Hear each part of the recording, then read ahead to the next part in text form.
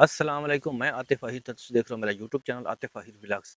अल्हम्दुलिल्लाह मैं खैर खैर नाल और उम्मीद करना के साथ दोस्त भी खैर खैर नाल उनके व्लॉग शुरू करूँ तो पहले जिन्हें लोग मेरा चैनल सब्सक्राइब करें, शेयर करें, कमेंट करें ताकि जी इस वीडियो बनाना थोड़े तक पहुँच रहे। बहुत मेहरबानी, शुक्रिया।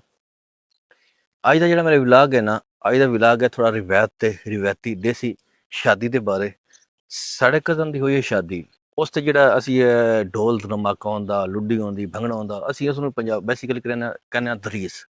ਜਿਹੜੇ ਢੋਲ ਦੇ ਆਸੇ-ਪਾਸੇ ਲੋਕ ਭੰਗੜਾ ਸ਼ੰਗੜਾ ਜਾਂ ਮਰਿੰਦੇ ਪਿਆ ਡਾਂਸ ਕਰਦੇ ਉਸ ਨੂੰ ਦਰੀਸ ਬੇਸਿਕਲੀ ਅਸੀਂ ਆਪਣੀ ਜ਼ੁਬਾਨ ਵਿੱਚ ਆਖਦੇ ਹਾਂ। ਤੇ ਮੈਂ ਅੱਜ ਤੁਹਾਨੂੰ ਵਿਖਿਆ ਸਾਂ ਉਹ ਦਰੀਸ ਖੂਬਸੂਰਤ ਹੈ, ਜਿਹੜੇ ਲੜਕਿਆਂ ਦਾ ਸ਼ੁਗਰ ਮੇਲਾ, ਛੋਰਾਂ ਦਾ ਸ਼ੁਗਰ ਮੇਲਾ ਹੈ, ਉਹ ਤੁਹਾਨੂੰ ਵਿਖਿਆ ਸੀ। ਤੇ ਆਓ ਵੇਖ ਰਹੇ ਹਾਂ ਕਜ਼ਨ ਦੀ ਸ਼ਾਦੀ ਤੇ ਜਿਹੜੀ ਢੋਲ ਦੇ ਸਾਹਮਣੇ ਦਰੀਸ ਹੁੰਦੀ। ਤੇ ਲੈਟਸ ਗੋ, ਔਰ ਚੈਨਲ ਨੂੰ ਲਾਈਕ ਸ਼ੇਅਰ ਸਬਸਕ੍ਰਾइब ਜ਼ਰੂਰ ਕਰਨਾ, ਇਨਸ਼ਾਅੱਲਾ ਤੁਹਾਨੂੰ ਮਜ਼ਾ ਆਸੀ। Let's go. थोड़े थोड़े मेरे थोड़े थोड़े पीछा हो गया।